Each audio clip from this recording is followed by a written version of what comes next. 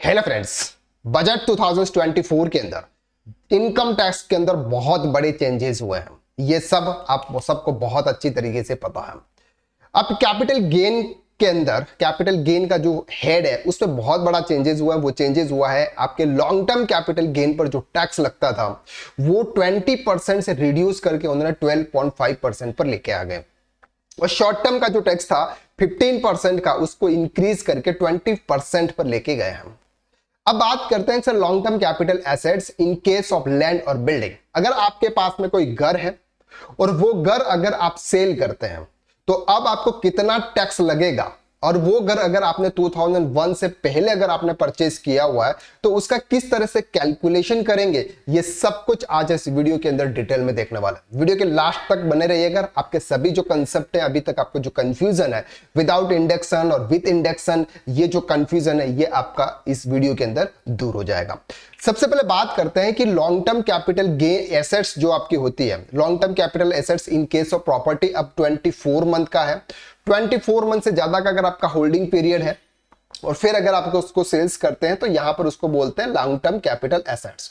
और long term capital assets अगर आप सेल्स करते हैं उस पर जो भी प्रॉफिट होता है वो प्रॉफिट आपका capital long term capital gain कहलाता है, और उस पर 20% के हिसाब से टैक्स लगता था 23 जुलाई से पहले। अब उसका कॉस्ट इसकी कैसे निकाली थी? फॉर एग्जांपल आपका जो भी सेल्स कंसीडरेशन अगर आपने उसको 50 लाख में अगर आपने सेल्स किया है, वो प्रॉपर्टी सर आपने परचेज की थी फॉर एग्जांपल 2005 में 15 लाख में। अब सर उसकी आज की कॉस्ट है, यानी कि आप 2024 में अगर ये प्रॉपर्टी सेल कर रहे हैं तो उसकी आज की कॉस्ट क्या होगी, इंडेक्स कॉस्ट के हिसाब से उसका कैलकुलेशन करते थे। अब कैलकुलेशन के हिसाब से हम ये मान के चलें कि सर 35 लाख उसका कैलकुलेशन होता है। आज की डेट में अगर ये मैं प्रॉपर्टी परचेस करने जाता तो ये मुझे 35 लाख रुपीस में पड़ती है as per income tax act के हिसाब से। उसका इंडेक्स कॉस्ट होता है हर साल की महंगाई के हिसाब से। तो अब ये 35, तो प्रॉफिट कितना आता है सर आपका 15 लाख। अब 15 लाख पर 20% के हिसाब से आपको टैक्स पे करना। ये था long term capital gain calculation का क्राइटेरिया। अब सर मान के चलते हैं कि अगर कोई भी प्रॉपर्टी आपने 2001 से पहले परचेस की थी तो उसका बेस ईयर मानते थे 100 रुपीज। 100 रुपीज का बेस ईयर मानते थे कि ये प्रॉपर्टी इसकी जो कॉस्ट है वो 100 रुपीज है। अगर आज की तारीख में अगर 363 है, 363 अगर आज की कॉस्ट है, मतलब इंडेक्स कॉस्ट है, तो आप ये मान के चलिए कि सर 15 लाख की प्रॉपर्टी थी, 15 लाख इंटू 363 डिवाइडेड बाय 100, जो भी कॉस्ट आता वो उसका इंडेक्स कॉस्ट कहलाता। अब लेकिन बजट 2024 जब आया उसमें उन्होंने बोला कि आपको 12.5% विदाउट इंडेक्शन आपको मिलेगा, यानी कि ये जो इंडेक्स कॉस्ट कर रहे हैं ना आप 35 लाख रुपए का इंडेक्स कॉस्ट कर रहे हैं, ये नहीं, आपको सिर्फ 15 लाख रुपए आपको यहां पर माइनस करने को मिलेंगे। लेकिन ये कब? जब आप 2001 के बाद अगर आपने कोई भी प्रॉपर्टी परचेस की है तो उसका जो कॉस्ट है जिसमें आपने परचेस किया उतना ही आपको माइनस करने को मिलेगा। लेकिन 2001 से पहले अगर आपने कोई भी प्रॉपर्टी परचेस की है तो इसके केसेस में cost of acquisition of the assets of the SSC, आपने जितने में वो प्रॉपर्टी परचेस की थी, और fair market value not except the stamp duty value when available such assets on 1 April 2001। Fair market value, उस दिन की मार्केट वैल्यू कितनी है, विच एवर इज लोअर, जो कम हो, कम हो का मतलब ये होता है कि सर यही जो वैल्यू होती है यही कम होती है। कॉस्ट ऑफ एक्विजिशन जो होता है वही कम होता है। फेयर मार्केट वैल्यू तो सर बहुत बढ़ जाती है 2000। फॉर एग्जांपल ये हमने 2095 में परचेस की थी 5 लाख में। अब 2001 के अंदर अगर हम ये बोलेंगे तो सर ये 15 लाख में बिकेगी, क्योंकि एसेट्स की वैल्यू जो लैंड होती है या जो घर होता है उसकी वैल्यू इंक्रीज होती है। तो ये यहां पर होता है। तो अब यहां पर जो कॉस्ट मानी जाती है ये मानी जाती है cost of acquisition of the assets of the SSC, जितने में उसने परचेस की थी वो कॉस्ट मानी जाएगी 2001 के हिसाब से। अब एक एग्जांपल देते हैं। फॉर एग्जांपल एक प्रॉपर्टी है, कॉस्ट ऑफ एक्विजिशन प्रॉपर्टी 1996 में उसने 10 लाख रुपीस में खरीदी थी। कितने में? 1996 में 10 लाख में।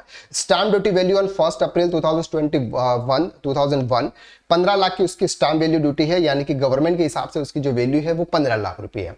और फेयर मार्केट वैल्यू उस प्रॉपर्टी की है sir 20 lakh rupees. Fair market value कितनी है सर उस प्रॉपर्टी की?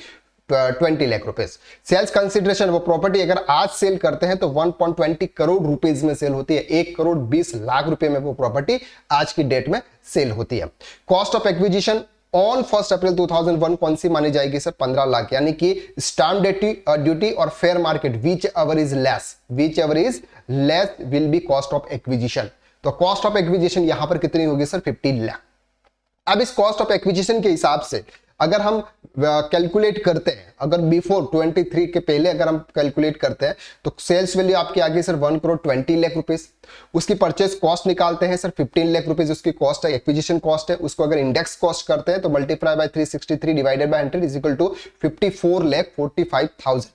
यहां पर ये आता है सर 54,45,000, ये उसकी कॉस्ट आ जाती है जिसको हम बोलते हैं इंडेक्स कॉस्ट। ओके, तो इंडेक्स कॉस्ट माइनस करने के बाद प्रॉफिट आता है सर 65,55,000, ये उसका नेट प्रॉफिट है।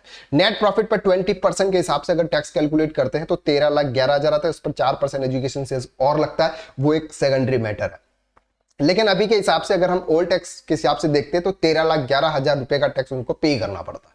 अगर हम आफ्टर 23 के बाद की बात करते हैं तो 1 करोड़ 20 लाख उसकी सेल्स वैल्यू है। अब यहां पर उन्होंने इंडेक्स कॉस्ट को बिल्कुल हटा दिया है कि अब आपको इंडेक्स कॉस्ट नहीं मिलेगा, तो इंडेक्स कॉस्ट नहीं मिलेगा तो उसकी जो कॉस्ट है वही रहेगी। तो कॉस्ट उस समय 2001 में कितनी थी, 15 लाख रुपए, तो 15 लाख रुपए उसकी कॉस्ट आ जाती है। अब नेट प्रॉफिट कितना है sir, 1 crore 5 lakh rupees, 1 crore 5 lakh rupees उसका नेट प्रॉफिट है। अब जो नेट प्रॉफिट है उस पर लगेगा टैक्स 12.5%, 12.5% के हिसाब से, यानी कि 7.5% टैक्स को रिड्यूस कर दिया। तो टैक्स रिड्यूस किया तो उन्होंने इंडेक्स कॉस्ट को हटा दिया। और टैक्स रिड्यूस किया, टैक्स कितना लग रहा है सर 13,12,500, इस पर कितना लग रहा है 13,11,000, यानी कि 1500 रुपीज का फर्क है। तो ज्यादा डिफरेंस यहां पर आता नहीं है। लेकिन ये प्रॉपर्टी वेरी करता है कि उसकी परचेस कॉस्ट कितनी है, उसने सेल कितने में किया था। अगर ये प्रॉपर्टी अगर 10 लाख रुपीस की माने, 10 लाख रुपीस की माने तो यहां पर 1 करोड़ 10 लाख, 1 करोड़ 10 लाख पर और ज्यादा टैक्स बनता होगा। तो इस तरह से 2001 से पहले अगर आपने कोई भी प्रॉपर्टी परचेस की है या फिर 2001 के बाद भी अगर आपने कोई भी प्रॉपर्टी परचेस की है तो उसका कैलकुलेशन सिंपल सा होगा कि जिसे शॉर्ट टर्म कैपिटल गेन का कैलकुलेशन होता है, sales value minus purchase cost, जो भी आता है वो आपका नेट प्रॉफिट आता है। नेट प्रॉफिट पर आपको 12.5% का हिसाब से टैक्स पे करना, बस दैट्स इट, और कुछ भी मैटर नहीं है यहां पे। तो इतना इजी कैलकुलेशन हो गया है कैपिटल गेन का, यानी कोई भी प्रॉपर्टी अगर आप सेल्स करते हैं तो उस पर इजीएस्ट कैलकुलेशन है, बिल्कुल दिमाग लगाने की जरूरत यहां पर आपको नहीं है। आई होप कि इस वीडियो के अंदर आपको ये क्लियर हो गया होगा कि सर शॉर्ट टर्म या फिर लॉन्ग टर्म कैपिटल गेन अगर आपका प्रॉपर्टी अगर आप सेल्स करते हैं तो वहां पर आपको किस तरह से टैक्स कैलकुलेट करना है। तो आज के लिए बस इतना, नेक्स्ट वीडियो में हम फिर मुलाकात करते हैं, तब तक के लिए थैंक यू सो मच।